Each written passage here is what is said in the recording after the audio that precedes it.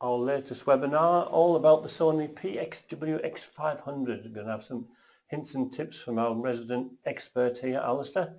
My name is Rob Newton. Thanks for joining us, and I'm going to be your host for this session.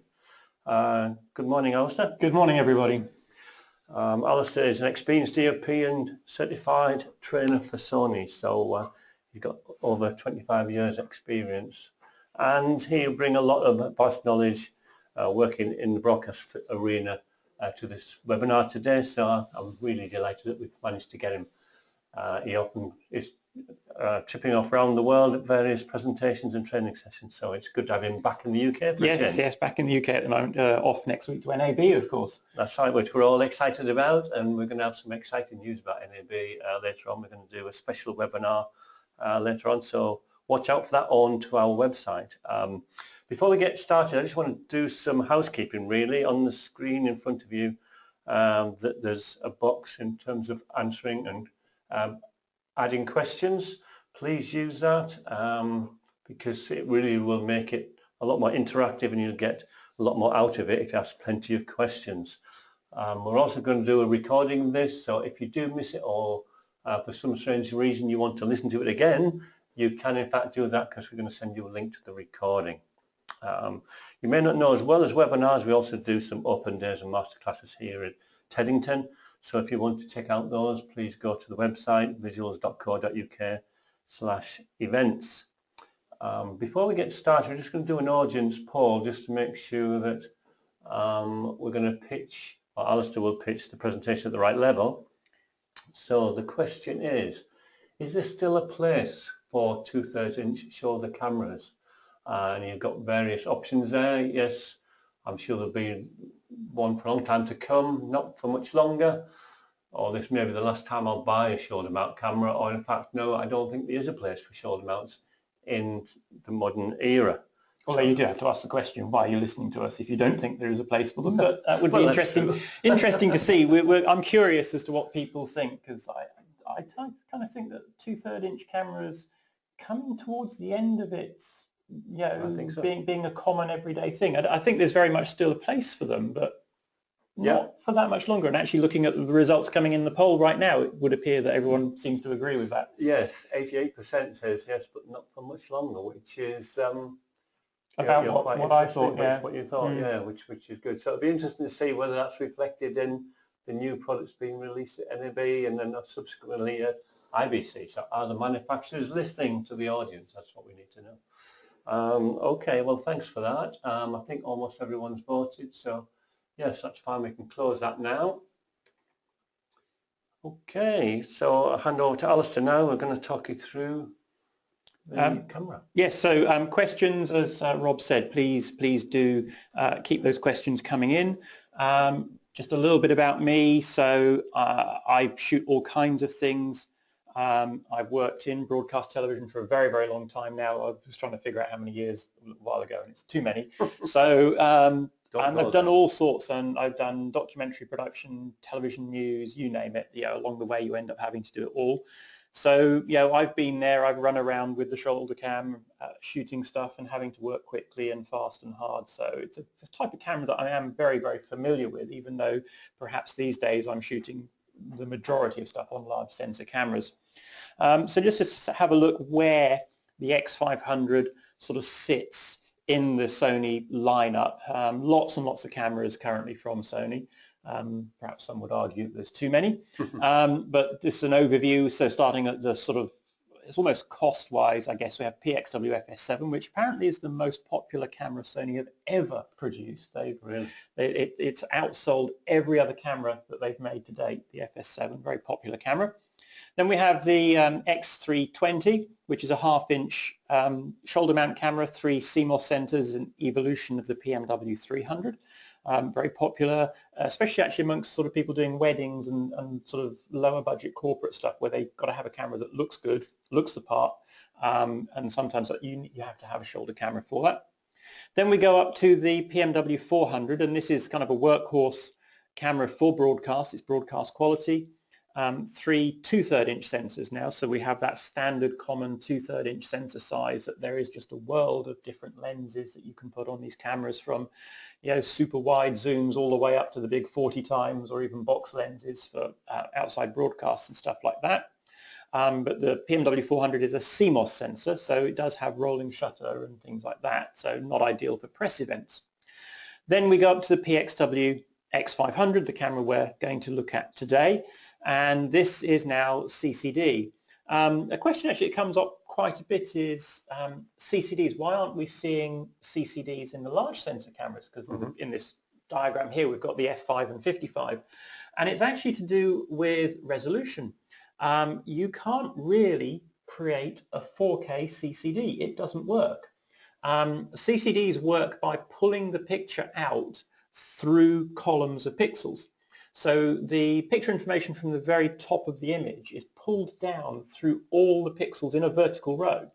So in an HD camera with 1920 by 1080 pixels, that picture information has to pass through 1080 pixels before it's read out at the bottom.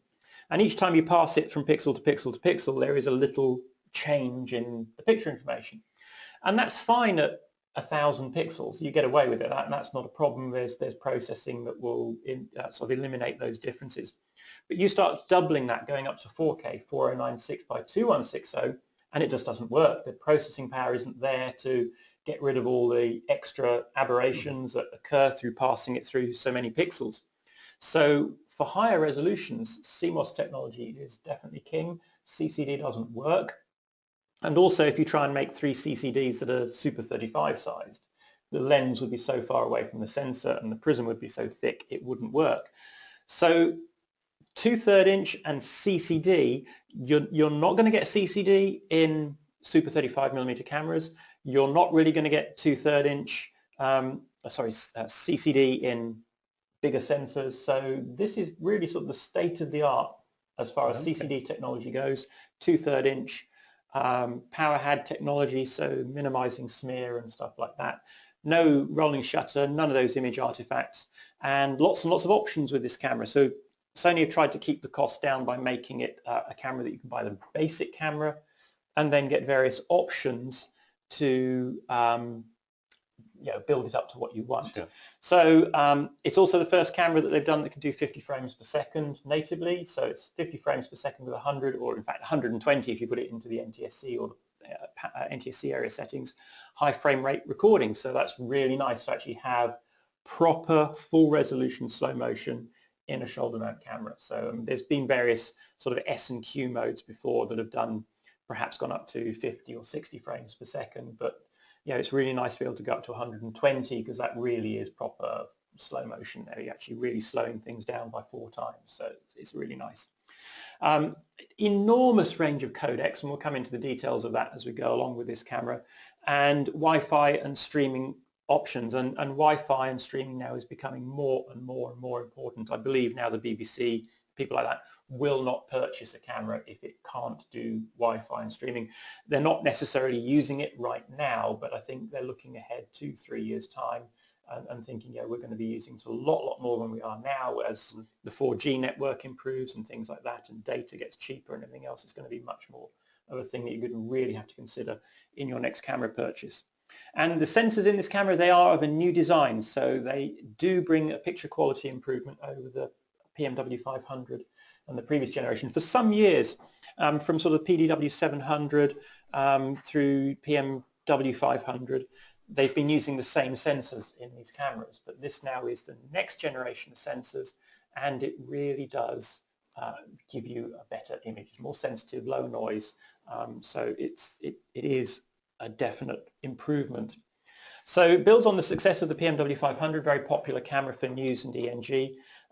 2/3 inch sensor size, so all your existing ENG lenses just go straight on it, and good ergonomics. It can also be configured for studio applications. There's a range of studio adapters that clip on the back of the camera that turn it into a studio camera, gives you interoperability with CCUs and things like that for studio applications, but not really going to go on into that in too much today. No. There's not really too much time for that. I think most people that are listening are probably interested in how can I use this camera for ENG, what benefits is it going to bring me as a news camera and things like that, or documentary production. We have the same slide repeated twice. New sensors. So I've talked a bit about this already. Basically, the big thing is higher sensitivity and a better signal-to-noise ratio. And really the big thing is that all-important thing is signal-to-noise ratio. The better that is, the better performance you're going to get in lower light, and the better it's just going to look when the light's good as well, because the pictures will be cleaner. Really good dynamic range as well. So it's f12, 50i, and 60 dB of dynamic range, 60 dB noise figure, sorry. Signals noise, so it really is a clean picture, and you'll see it if you put this side by side with a PMW-500. You'll see that there's less grain, less noise. It's a nicer, cleaner looking image from the camera, and because it's cleaner at the base ISO, that means you can add in more gain for low light applications, and it still remains cleaner. It still will give you a better picture. You have slow and quick motion shooting going all the way up to 120 frames per second. Although this is an option, so you can go up to 60 frames per second out of the box. If you want to go to 120 frames per second, it is an optional upgrade. But they've done, I think Sony have done that to try and keep the base camera price down. My understanding is the sensors that are going in this camera are quite expensive, and that's a large part of the cost of the camera. One thing is, of course, the high speed only works with XAVC.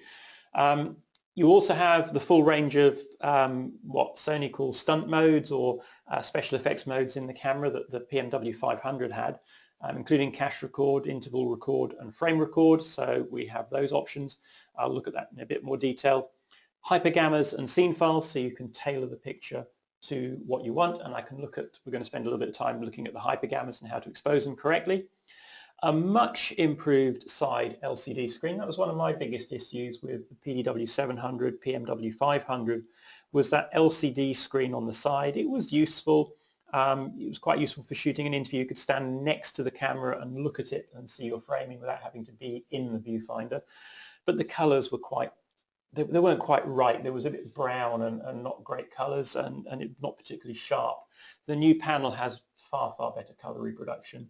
You really can sort of make a useful assessment of your colorimetry looking at that panel now, so much improved. And proxy recording, so in most of the modes, and I've got a chart later of what does and doesn't work, you can record a proxy alongside your full resolution HD file. So if you're going to stream stuff, if you need to have a smaller file for a faster workflow, if you need to upload stuff over FTP, you can have that smaller companion file to go with your full resolution files.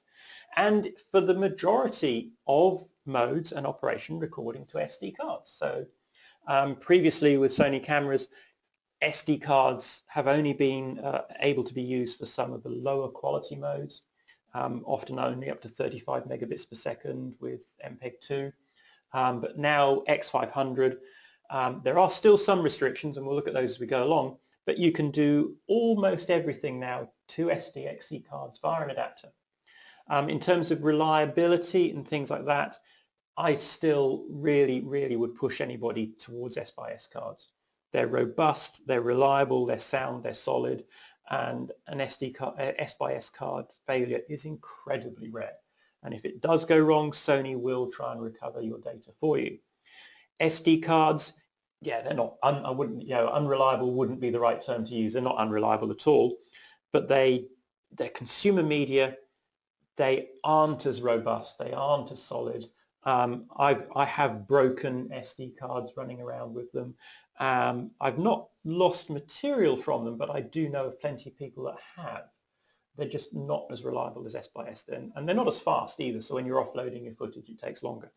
You do have the option to use XQD as well, which is another high-speed media from Sony with an adapter.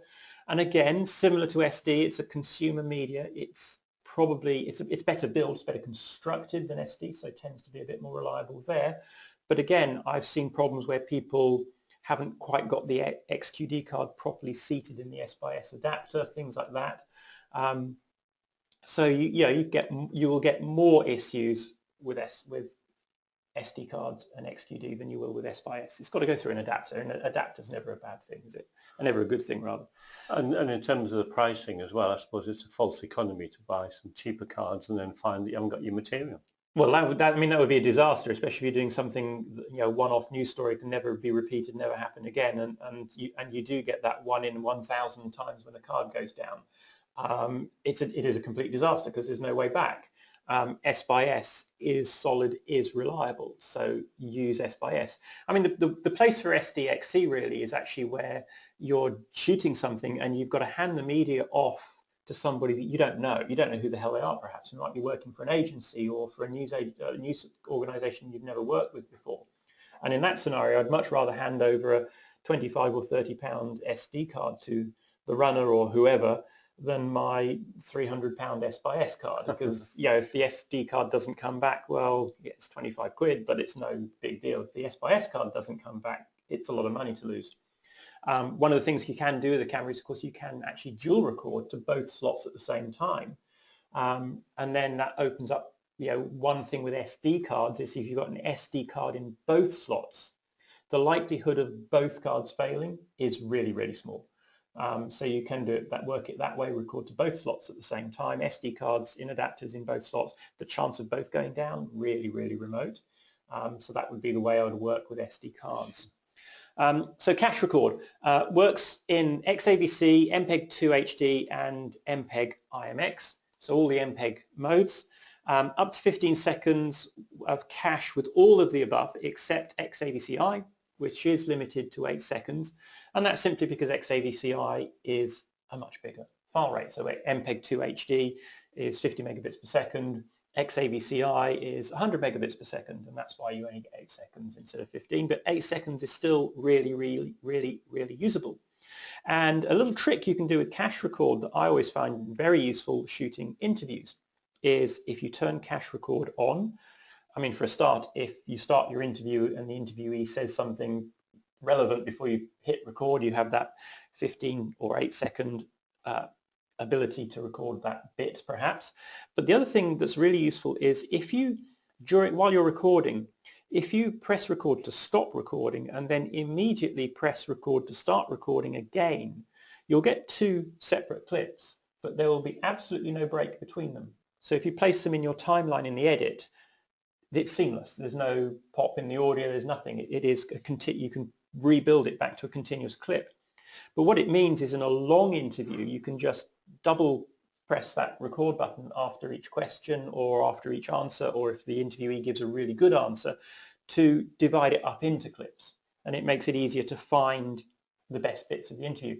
And the method I simply use is if the interviewee says something that I think's really good, at the end of his sentence or his paragraph, I will double press the record button, and then I'll say to the editor, look, the best bits are going to be just before the end of the clip. So he hasn't got to play the entire clip. He can go a few minutes before the end of each clip, and that's where all the best bits, certainly in my view, of the interview will be. And that can really speed up your workflow, especially conferences, for example.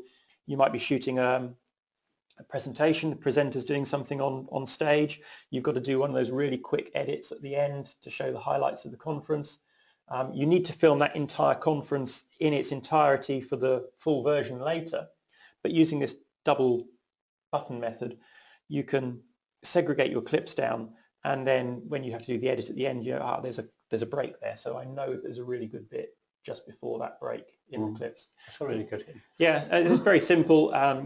It's not something that's sort of publicized, but provided you stop and start within the 8 or within the 15 seconds, there will be no gap in your recordings. Yeah, we've got a good thing from one of our listeners, Jeremy. He's just said, can you simultaneously record S/S in one slot and SD in the other? No, it's not something that's recommended because the write speeds to the 2 cards are completely different, and that can cause some issues. It will do it, but I wouldn't recommend doing it. It's not really something you should be doing. It's because the write speeds in the 2 cards are totally different. It can give the camera a bit of a headache when it's trying to close the files on the SD card, which takes much longer than the S/S and can get what can happen is if you stop recording and then try to start recording too quickly and the SD card write hasn't finished, it could end up corrupting the file. So it's really not something you want to do. Not recommended then, John? No, not at all.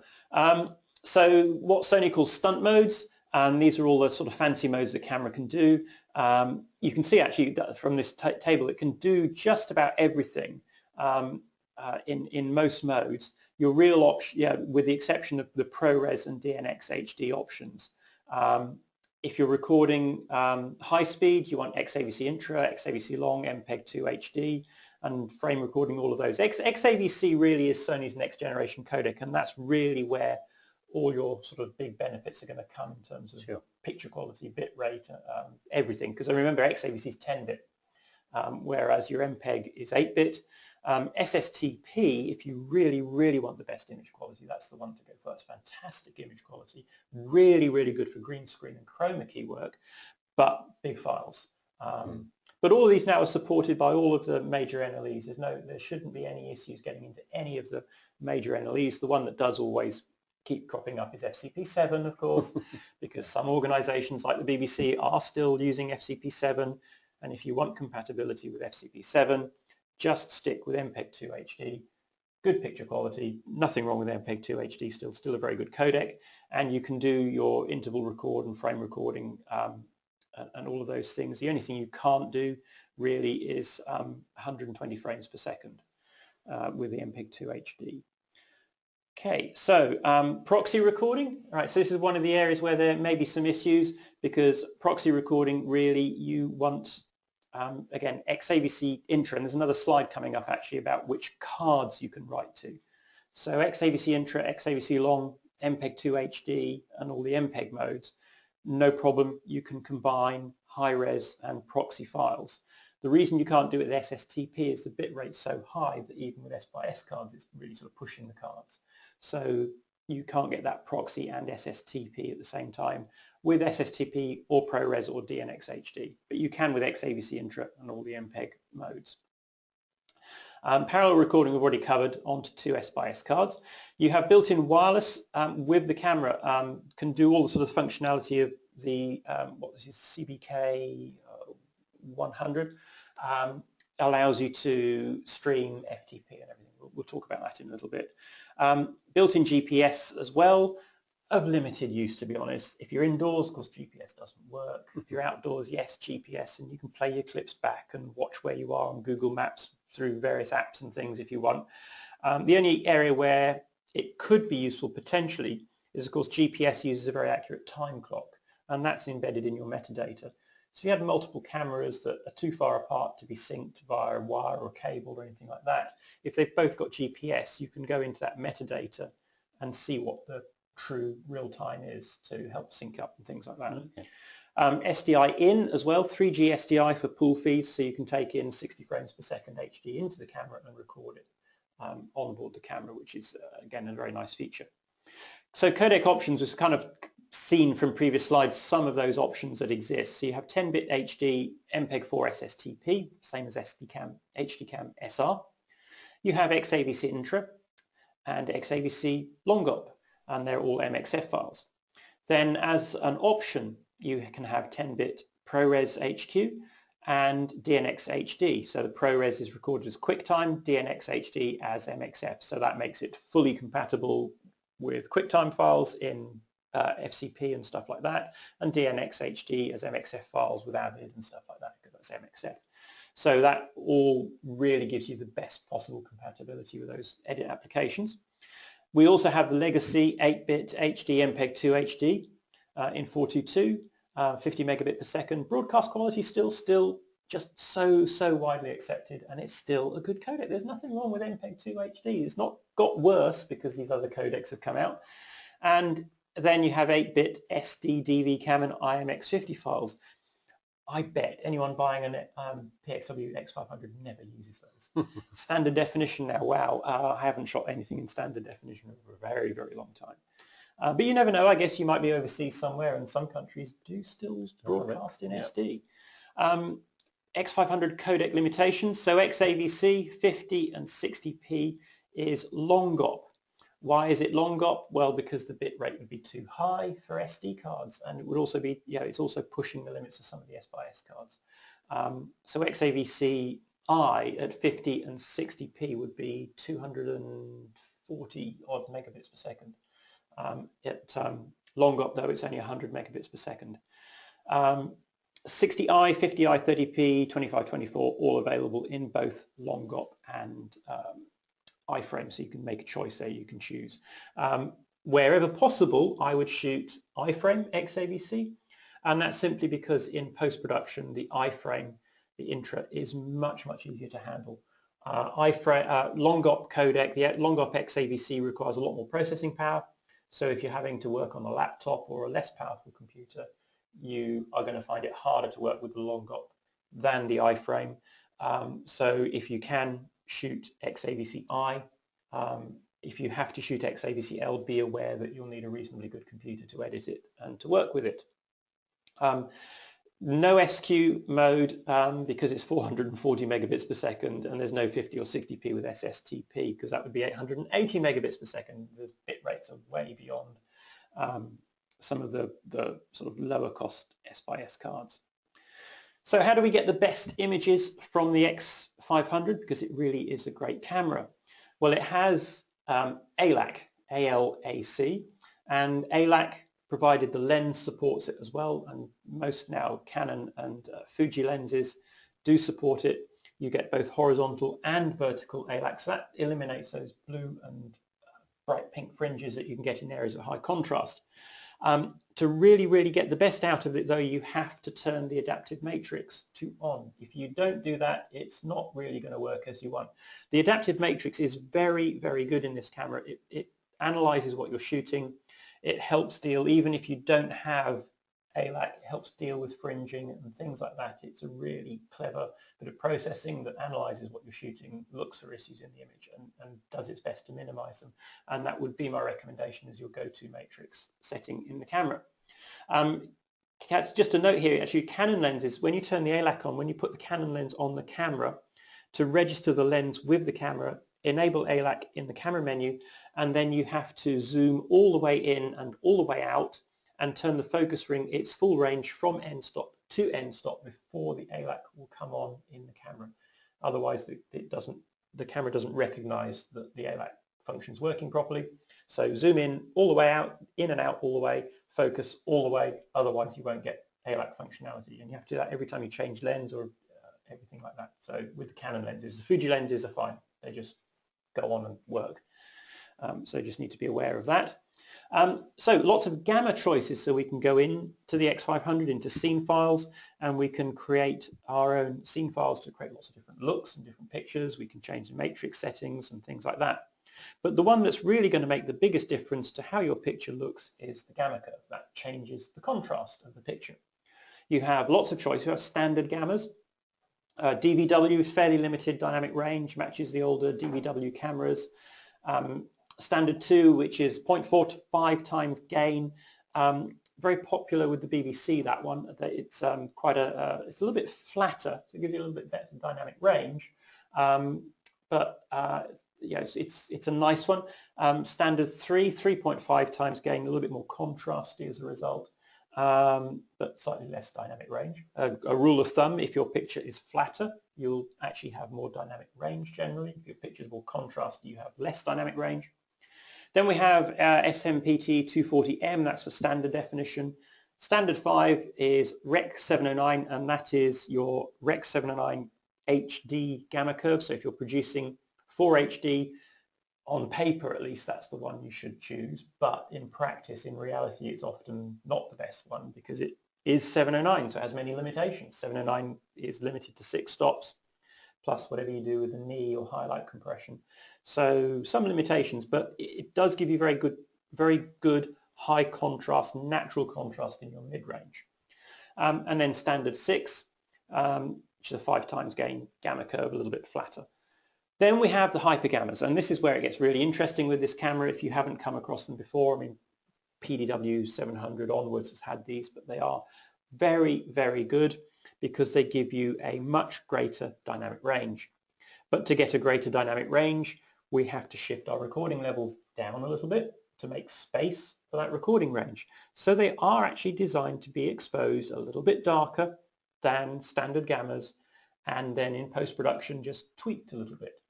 However, having said that, if you do expose them at your normal brightness levels, they work absolutely fine. They will give you a good looking picture. They have a nice highlight roll-off, so they're much more film-like. They look much more cinematic. And they're easy to use. You know, they just turn them on and choose the one that you like would be my first bit of advice. But if you want to really know how to get the most out of them, well, the name of each gamma curve tells us a lot about them. So if we take hypergamma number 1, which is HG325G0G36, big old fat number. You have to go into the menu to see this. Yeah, right. And you have to go into the menu to actually see this full designation. But anyway, what do those numbers mean? Well, HG is hypergamma. 325, the first 3 digits there is the dynamic range. So compared to 709, you have 325% more dynamic range, so lots more dynamic range. Then the 4th digit, the 0, that's your recording range. So 0 means that it won't go above 100%, so it's broadcast safe. If it's a 9, it can go to 109%, so it's not broadcast safe. If you're doing something that is going to go direct to air or just be very quickly edited on a laptop and rendered out in your satellite truck or whatever and going direct to air, I really, really recommend that you use either hypergamma number 1 or hypergamma number 2. If you don't, you may get home and watch your beautiful handiwork on television and suddenly the sky is just white instead of being nice clouds in the sky, because the broadcaster will cut off everything above 100%. So if you've shot all the way up to 109 and your sky is in that top 9%, it's then been fed via the satellite truck or gone to the broadcaster. They've gone to broadcast it, and everything above 100% is just clipped off because they're not allowed to go above 100%, and your sky, instead of being fluffy white clouds, is now just white and looks horrible.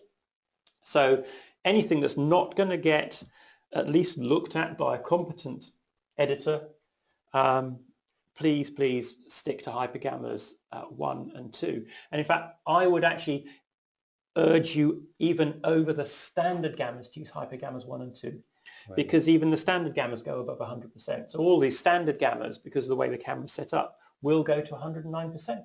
So they all have this issue unless you go into the paint settings and set the white clip to 100 or modify your knee to keep it below 100. If you go for hypergammas 1 and 2, your work will be broadcast safe. You won't have this issue. What you see in the viewfinder is what the viewer will see at home. Everything's safe, everything's good. Then we do have, though, of course, we have hypergammas 3 and 4 that do go to 109%.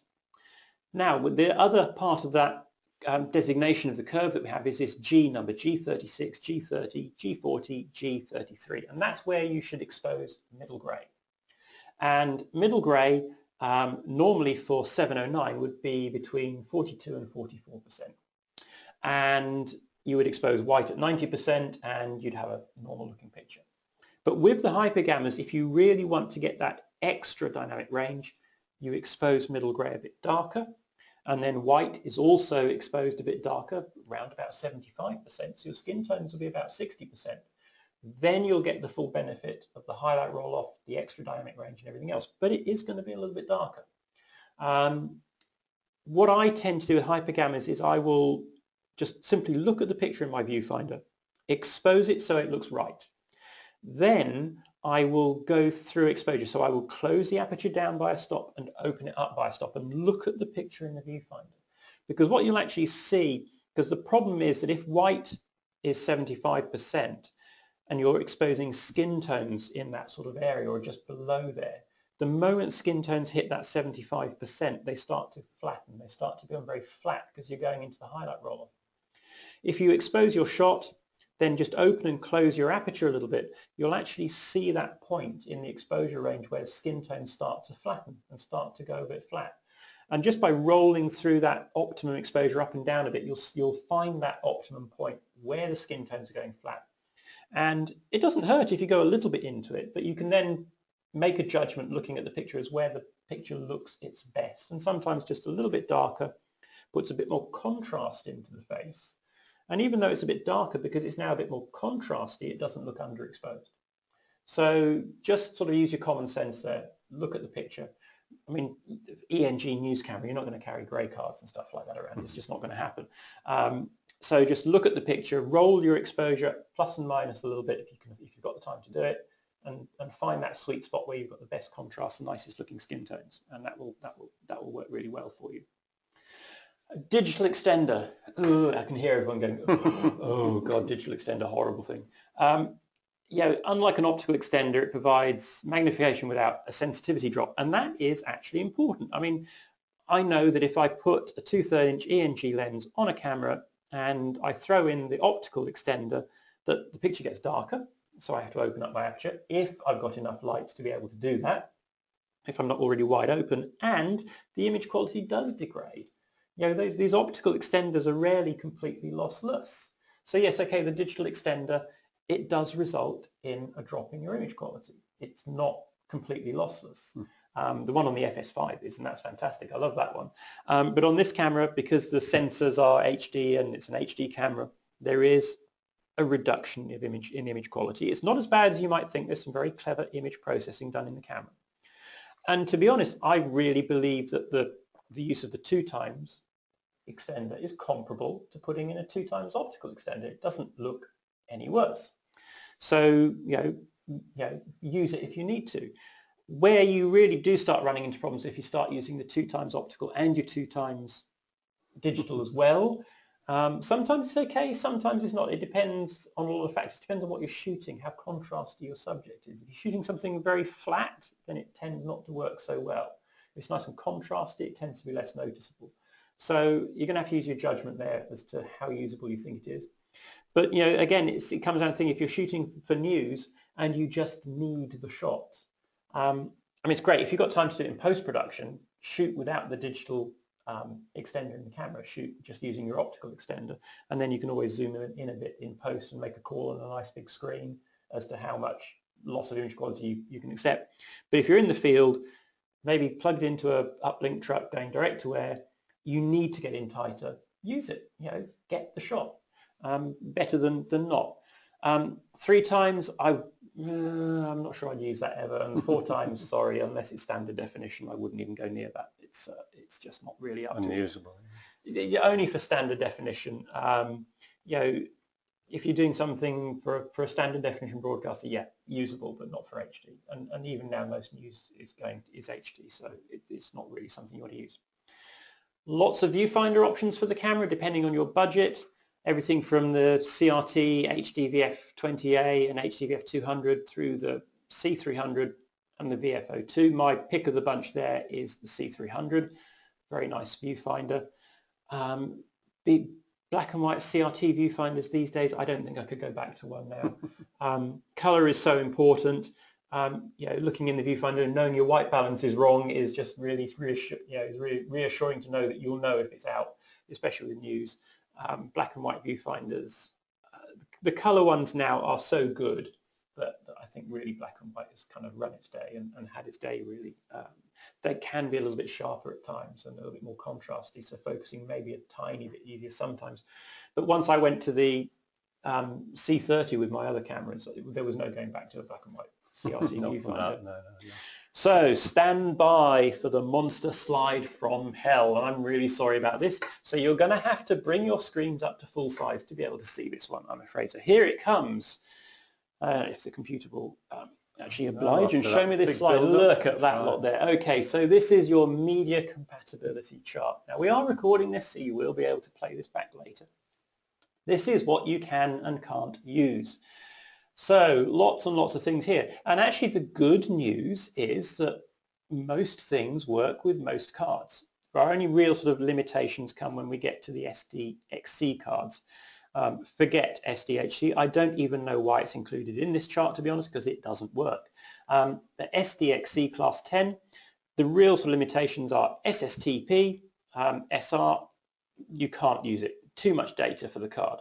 ProRes, again, too much data to reliably record on SDXC. I know some other camera manufacturers manage to do it, but they do also encounter reliability issues because they're doing it. So ProRes, DNx HD, too much data to reliably write to an SD-XC class. Pretty much everything else, so XAVC intra, XAVC long, MPEG-2, all those other things, with the exception of some of the slow motion modes and things like that, pretty much works. So, and again, it comes down to the quality of your cards. And this is something where I've been caught out in the past with SD cards, SD-XC cards, is fake media. Please, please, please buy your media from a reliable source, because there are some very, very good fakes out there. The packaging is right, the card looks right, it feels right, everything about it appears to be right, until you get out in the field and you try and write at a higher speed or something, and the card just won't do it when it should do. The other thing with SD cards is their performance drops off remarkably when you get more than half full. So if you're going to use SD cards, especially if you are going to try and use them for S&Q motion and some of the sort of trick shot modes, try and just use half the card. Once you get beyond half full, that's when you're going to run into issues with reliability and with problems with it falling over. So up to half full, card will run at full speed, but once you get beyond half full, the speed that the card will work at will fall off. And if you get down to sort of like 25% capacity, you'll see a really big drop in performance of that card. And at that point, really, it's probably time to take that card out if you're trying to really sort of push it to its limits. So if you're doing stuff like S&Q motion or XAVC-I, where the bit rate's much higher, try to avoid using the entire card. That's where you'll have your problems, is that last 25% in particular. The speed of the card really slows down. And also, the older the card is, the more you use the card, the slower it becomes. As the memory cells fail in the card, the SD card has to write to different parts of the card and things like that. So the more you use it, you do get more memory cell failures, so your speed will tail off over the life and duration of that card. So those are things to be aware of using SD cards. Wireless features, you could write a book on this, because there's so many things this camera can do. You have very similar functionality to the CBK-WA101, if you've seen that. That's that little black box that Sony do that you can attach to the outside of most of their current ENG cameras to give you streaming and FTP if the camera doesn't have it. With the X500, it's all built into the camera. You do have to get or insert either a Wi-Fi dongle or a 3G or 4G dongle into the camera to get the functionality. The dongle isn't inside the camera. You have to plug it into the USB slot on the side, on the top of the camera. And of course that means you can only have one or the other. So it's either via Wi-Fi or via 3G, 4G. You can't have both at the same time. An interesting note actually, that proxy recording, if you're not using it, so if you're not doing anything with the Wi-Fi, you're not planning to FTP clips, turn the proxy recording off, save some battery power. Also allows you to use SD cards more and things like that, because you're writing less data to the cards. If you want to remotely control the camera, you need Content Browser Mobile to Wi-Fi remote control the camera from your phone and things like that. And there's quite a lot you can do in terms of controlling the camera. You can obviously start and stop record and stuff like that. If you want to connect the 3G and 4G dongle, you can just put it into the slot in the top of the camera, but it's not in the ideal place, right by the handle. It gets a bit bashed and bumped there. Do recommend that you buy the CBK NA1 kit, and that gives you a little extension and a mounting bracket so that you can put your 3G, 4G dongle higher up on the handle, so it's less obstructed by the body of the camera, so you'll get better reception and transmission, so your link will be more reliable. And also then included in that kit, and you can't buy them separately, is you get an adapter so you can plug in an Ethernet cable into that USB. So instead of using Wi-Fi, you can go hardwired for an even more reliable connection to the camera. So it is all with the CBK NA1 kit. So we have streaming through 3G, 4G or Wi-Fi. Pretty much the same features as the X180 and PXW-X200. But there are two different services, and that is what we call QoS, with QoS and without QoS. So QoS is quality of service, and this really boosts the reliability. The protocols included in the camera are MPEG-2 TS-UDP non-QoS.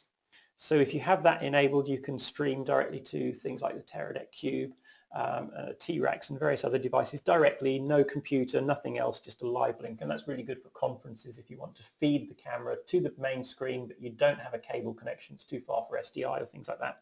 You can use the Codec Cube to get the signal from the camera and then up onto the screen with virtually no latency. It's really very low latency. Then we have MPEG-2 TS-RTP for non-QoS, and that's for streaming to software. So you're going to stream from the camera to a laptop or computer, and then on the computer, if you run VLC, VLC will pick up the stream, decode it, and show it. So you can use VLC to show the stream.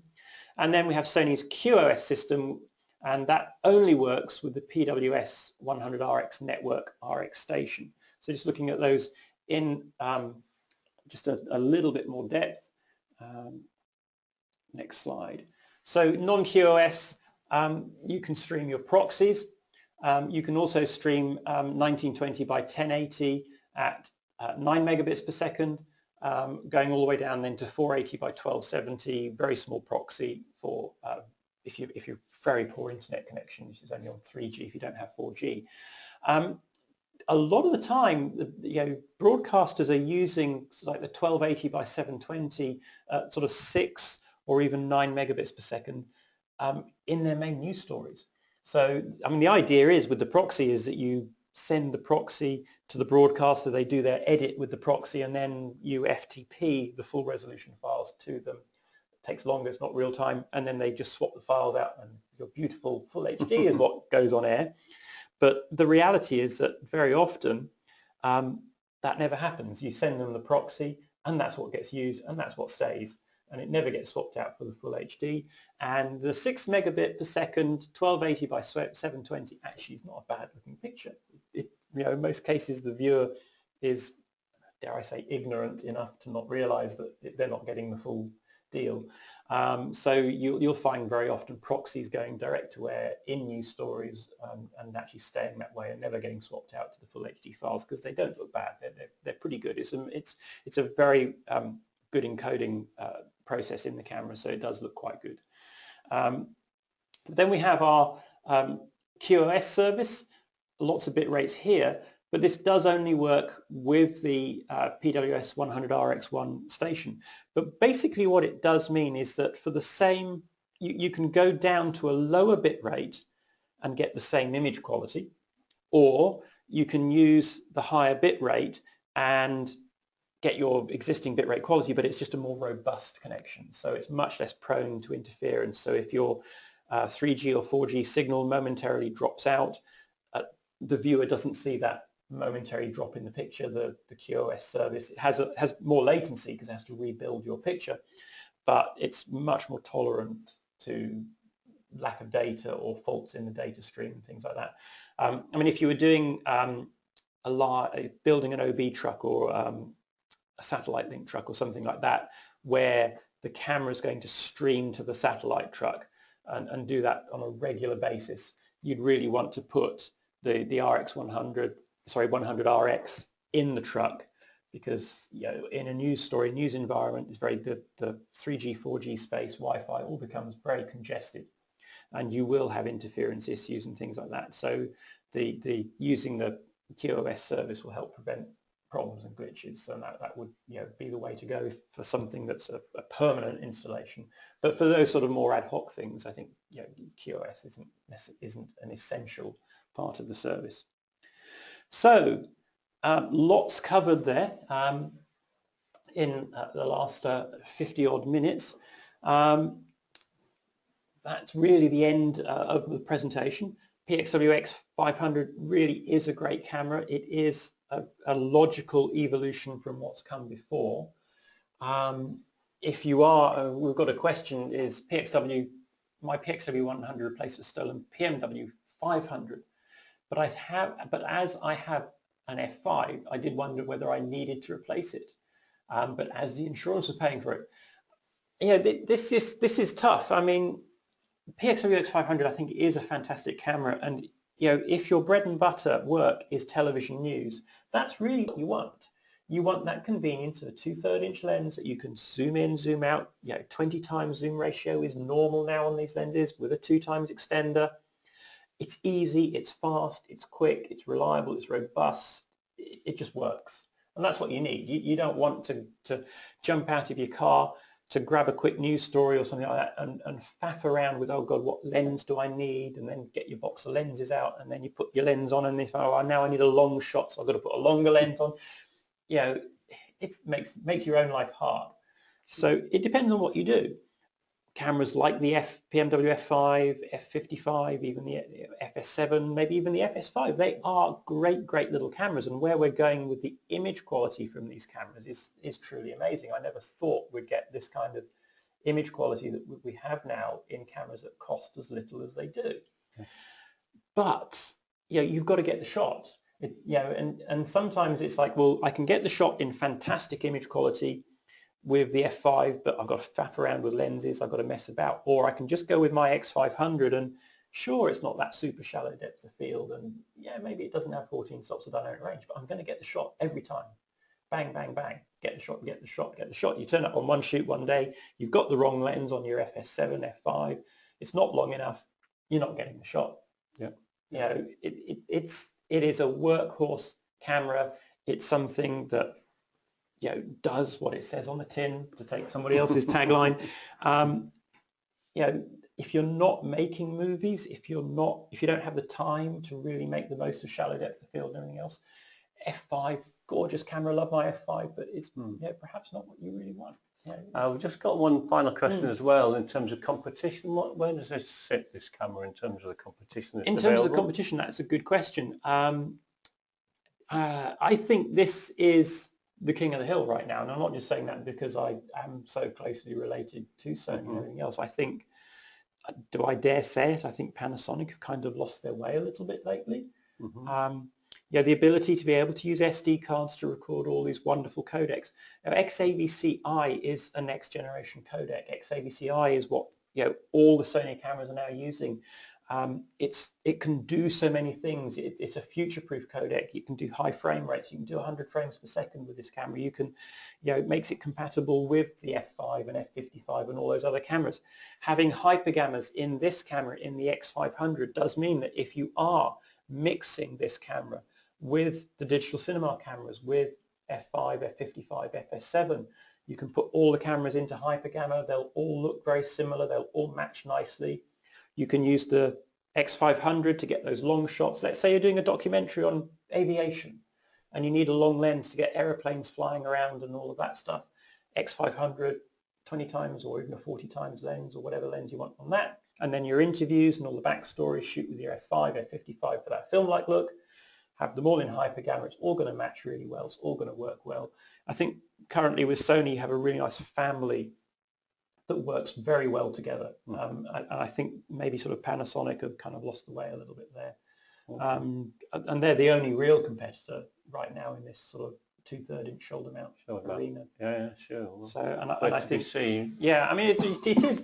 I guess the only thing is it's relatively speaking an expensive camera when you look at F5, F55 and you think, wow, it's almost as much as those cameras are. And obviously there's a lot of focus on F5 and 55 because of their digital cinema capabilities. So it does perhaps seem a bit expensive, but it's CCD. It doesn't have rolling shutter. You turn up for a press event and there's flash guns going off everywhere. It's not an issue. It's really not a problem. One more question. I heard that the next firmware upgrade is now due, where an HD can be plugged in and offload footage directly. Is this true? Yes, it is true. It is due, and yes, you will be able to plug an HD hard disk drive into the camera directly and offload the footage. Just dump it to the hard drive quite quickly over USB 3, so it'll work very fast. And if you don't have a great deal of media, or if you've got to hand off cards or hand off a disk, it's going to be really easy because you won't need your laptop or anything else. Another way to do that, a great device, is the Next2DI NVS devices. So if you haven't heard of them, Nextodi. They make some really great little boxes. Pop an S/S card or an SD card directly into them, and that will offload to a hard drive, either an internal drive in the device or an external drive plugged into the Next2DI device. Relatively low cost now. You can even play back footage on them and all sorts of things, and they are a great way to do backups in the field because it doesn't tie the camera up. Because one of the problems with the camera method is it does tie the camera up. You can't shoot while you're offloading your footage. Yeah, that's what the one downside there. The Next2DI devices, I think they start at about £1,500. Very, very good devices. Really recommend. I've got a couple of them now, and they're just great for managing your footage on location. So we are running out of time. We have just a couple of minutes left. If anyone's got any quick questions. Last minute chance for any questions before we terminate this session. I'm going to NAB. We are currently discussing options for seminars around NAB at the moment. So we are, yes. Yep. Watch this space, and hopefully we'll have some news from you from NAB. See what comes at NAB. We'll see what exciting news, yes. Indeed. And thank you very much, Alister, for another very enthralling session, and I hope you got a lot out of that. Certainly I did. And thanks for listening, and we'll see you again soon. Bye-bye.